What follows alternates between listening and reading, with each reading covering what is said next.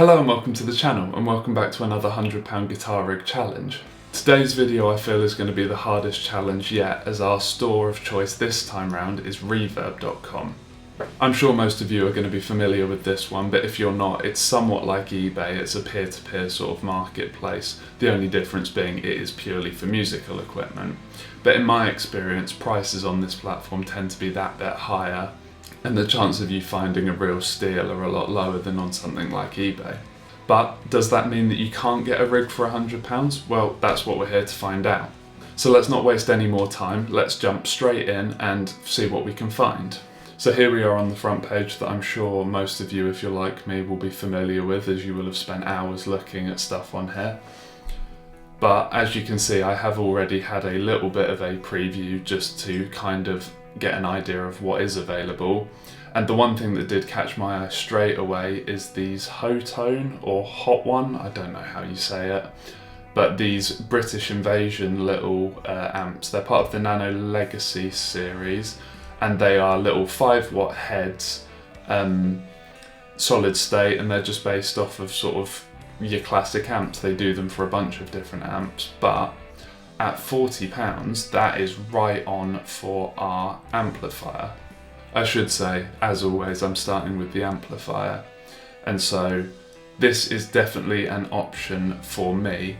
The only thing that puts me off a little bit is that obviously you would need a cab with this. Now I have cabs and my DI box which I would use with this, but it feels a little bit cheaty with how I like to do things in this series. But if Reverb is the challenge that I'm thinking it's gonna be, I might not have much choice there. But so I've already got that hearted, but I thought I'd clear that up and get this one out of the way straight away, because I think this is an option for sure, and one that fits within our budget. But let's go ahead and have a look at what other amplifiers we can get hold of. So as always, we are going to be looking just through all listings, and we're really not going to be wanting to spend much more than £50, I don't think, because especially on here, I don't think we're going to get a guitar for under 30 or 40, and that is going to make our life quite challenging. I'm also going to set a minimum price of 20 quid just to try and weed out some of the parts and things that you often find if you're looking for very cheap on Reverb. But let's have a look. We've got 322 results, so we'll go through some of these and see what we can find. There's a Seagran amplifier head. That is interesting. I have no idea what that is, but it is kind of 2001 to 2005. My assumption would be that that is solid state. That is 20 watt as well, and that's only £29. I'm going to keep an eye on that as well. And okay, so we've really reached the end of stuff in our price point. I don't really want to push the price any higher, and most of the stuff there is either sort of very small digital modelling stuff or desktop amps. But we have got two options there. So we've got the Seagran amplifier head, or the Hotone, I think is how you're meant to say it, British Legacy, which I believe is based off of a Vox AC style amp, which those of you that know me will know I am a big fan of. That being said, the Seagran amplifier head is 20 watt, so it's a bit more usable if you did want to gig it, say, and you could find a gig that was willing to provide a cabinet. And with it being lower, it would leave us more budget for something else. So that does tempt me to go. So for the cheaper price and the added headroom, I think I am going to go for the Seagran. I can't say I've ever heard of it before, but it's a little analog solid state amp, so I think that's a great starting point. And at £29, that leaves us some good budget to play with. And so with an amp sorted, I'm going to move on to a guitar next.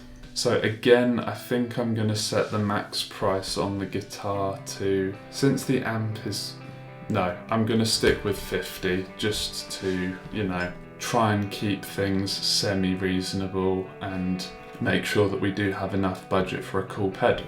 So straight away we have a Gear for Music LP copy, which is £18, but it is local pickup from London, which is going to be a pain. If I can get something delivered, I would rather. There's a lot of parts for stuff, so let's just try and skip through some of those. Those are models. There's a Strat copy, which is, to be honest, what I'm expecting from Reverb. It's a little bit grotty, but you know, we could make it work, so let's keep an eye on that. There's one of these humbucker single pickup encores, which do always interest me. So let's keep an eye on that as well. Although I always find with these that the pickup positioning is very odd. Like, it's not a bridge or a neck, it's sort of a middle position, but on its own, who knows. But potentially we could see what that sounds like, because you never know. And there is this very interesting Wesley PRS style, which again is quite a way away and local pickup only, but it's certainly interesting. Set neck too, which especially for stuff that is this dirt cheap is really rare, but it is kind of an absolutely hideous guitar. Again, a chord, but that's probably a really good guitar, but it's local pickup in Birmingham, which is a long way away, and I really don't want to go to Birmingham. There's another Strat copy which could be delivered, which is £40, although is a bit beat up, although interesting heel joint on that. Again, not something you see on particularly cheap guitars. You get that better upper fret access. We'll keep an eye on that because that might be a good option. A Yamaha Pacifica that's in bits, which could be a fun rebuild if all of the parts are there, but again, local pickup only. I'm not particularly interested in that. And finally, a Sunburst Strat, which looks to be in the best condition of the Strats we've seen. So just having a look at the four that we did find, we've got they're all around a similar price. And whilst the Encore Strat is tempting, I think I'd be more leaning towards this one. Although it's in a bit of a rough state, but then none of them were clean. And is it worth spending another £15 in order to just for a clean guitar that realistically is going to be very similar? I'm not sure that it is. So for the sake of the budget, I think we are going to go for the £30 guitar.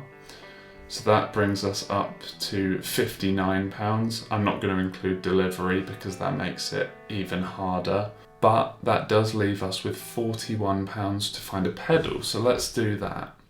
Now for 41 quid we could almost be getting into like Boss territory and like quite nice, usable, not that this stuff isn't usable, but you know what I mean, sort of higher end than you'd expect with this sort of budget. So the question really is, what sort of pedal do we want to go for? Now we have the solid state amp and it does have some sort of overdrive in it by the looks of things. Now that has paid off for us in the past when we had the Dallas Arbiter amp, but it is a bit of a risk. Part of me would be tempted to go down the fuzz route again. It's a tough one, but let's just see what we've got. And I'm going to sort from high to low now that we know what the price point we're looking at is. Now things like compressors and doublers and stuff are really cool, but I don't think when it's your only pedal, it's going to be much use. NUX overdrive, I'm not sure an overdrive is the right way to go with a solid state amp though. Lots of drives and compressors. We've got the Joyo Voodoo Octave, which is an octave fuzz by the look of it, and that looks like it could be quite interesting, so I'm going to definitely keep an eye on that. There's a Dan Electro Milkshake Chorus, which is interesting. do like a chorus, although we had one of those in the last video, so do we want to change it up a bit? That's the question. There's then a TC digital delay, which is always going to be good because TC make great stuff. Same thing with the Sky Surfer Reverb. Now I would maybe be tempted by the Digitech Metal Master if it wasn't for the fact that we've got a Strat with single coils, and that's just going to sound nasty. There are a lot of overdrives and distortions and that sort of thing, so I have a feeling that that might be the direction we're headed in, but we'll see what else we can find. It's the Honey Pot Fuzz. They're good, I know that for a fact. Okay, so I've been through a lot of pedals, but really the one that's caught my eye the most is this Joyo Octave Fuzz. I think that's going to be the most interesting, and it is quite cool that you have a switch for the octave up as well. As we saw, most things in this price point are either overdrive, distortion or fuzz, so it was kind of going to go in that direction anyway, and I think for me this is just going to be the most interesting. So we are going to go for this, and at £35.63 it is well in budget. And so here's our rig. So we will get that on order and see how it sounds. I know some of you are going to feel like using just a head and not having a cab is a little bit cheating, and I do agree with you. But for the sake of the video and to keep this somewhat interesting, I do think this is a much better option and a better way to go than just, as we saw, some of these sort of tiny little 15 watt really practice amps. And with these challenges, I do like to at least attempt to get a rig that's going to be somewhat giggable. And whilst we did have great luck with, actually you can see it in the background here, the Rage 158 before, you certainly couldn't gig that thing without miking it up. And so I think you might stand a little bit of a better chance of gigging with the 20 watt head if you can get a big cab somewhere. Feel free to have a go and tell me I'm cheating down in the comments, but for the sake of keeping the video interesting, that's my reasoning. But that's our rig chosen, so let's see how it sounds. 2 weeks later.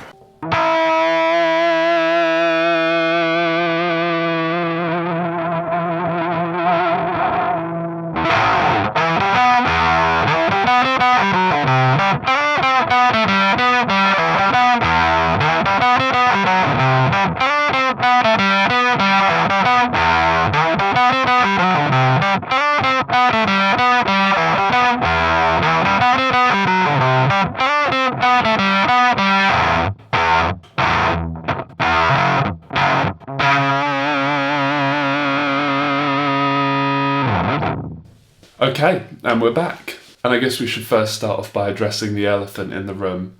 And in this case, at least as you can probably tell from the close-up cam, that elephant appears to be me. But it's not because I've suddenly grown or got a lot fatter, it's because this is a 3/4 size guitar. And no, this isn't the same guitar that you saw me buy in the first section of this video. Now, unfortunately, the guitar that we did decide to buy in that section of the video, the seller let me down and I just got refunded the money. So what I had to do was make do with the remaining budget and find a replacement. And unfortunately, at that time, the only available option was this one. So I had to pick this up with the limited budget that we had in order to really just get this video finished. But other than this being 3/4 size, this is just a bog standard Stag black Strat. And as you can hear, it seems to do the job. It's, you know, exactly as you'd expect for a cheap beginner Strat copy.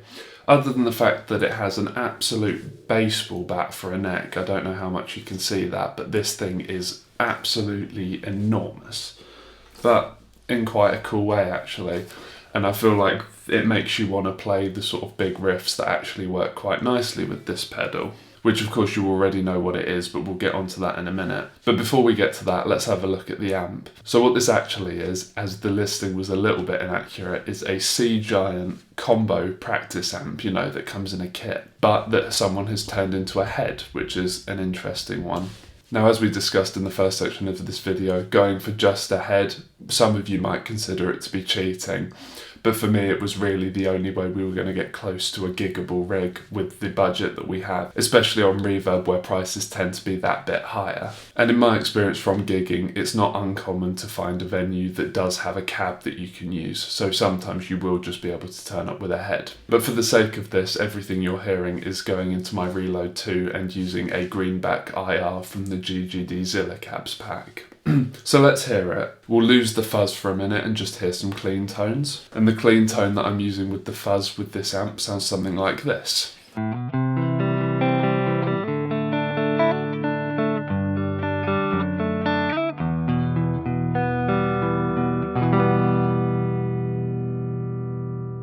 Which I think sounds pretty nice. It's a perfectly usable clean tone. Now this amp does also have a drive setting, so we'll check that out. So on the drive setting with the gain set to about 12 o'clock, you get something that sounds like this.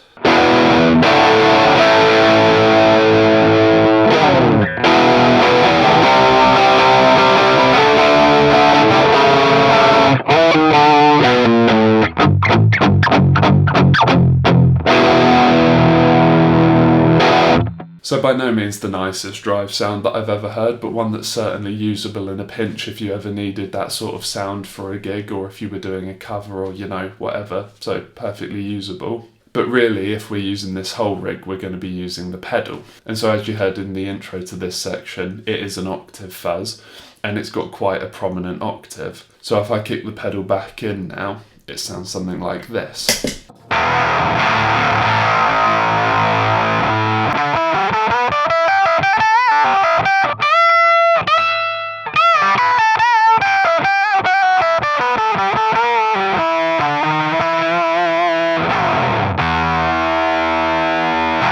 So it's quite a full-on fuzz and with a very intense octave up. Now there will be a full video on the channel where I go through some of the tones in this more in detail, but I'll just take you through a few basic settings that I've found that, you know, give you a bit of flexibility within the fuzz.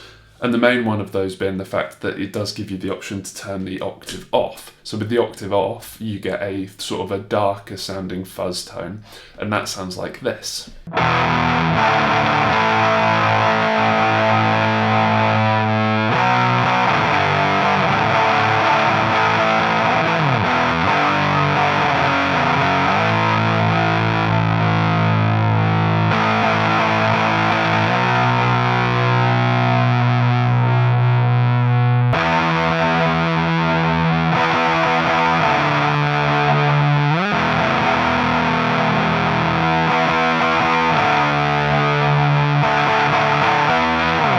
Which again I think is a quite cool usable tone, and for sort of maybe a 90s alt rock vibe, or even sort of more of a 70s Sabbathy doomy type of thing, it's pretty cool. And it is nice having that flexibility to maybe go between sort of a darker rhythm tone, say, and the then octave up for a lead or something like that. But you've certainly got some options within this setup. The other thing you can do with the fuzz is it does have a mid-cut feature, so you can take out some of the mids and have sort of a more sort of what I would describe as searing fuzz. So once again, I'll leave the octave out, but with the mid-cut in, the fuzz sounds something like this.